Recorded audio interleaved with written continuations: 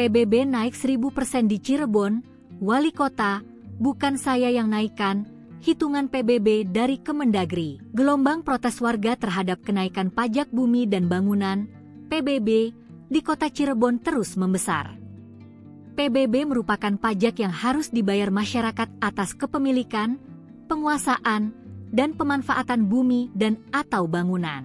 Di tengah sorotan publik, Wali Kota Cirebon, Effendi Edo menegaskan bahwa isu kenaikan hingga 1000% yang dikeluhkan warga tidak sepenuhnya benar.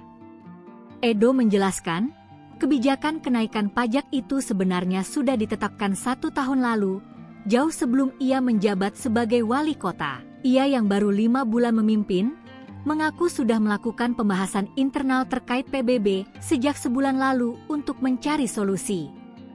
Menurut Edo, formulasi kenaikan PBB berasal dari Kementerian Dalam Negeri yang memberikan 8 opsi. Opsi itu kemudian dipadukan oleh pemerintah kota Cirebon sehingga tarif yang berlaku bervariasi.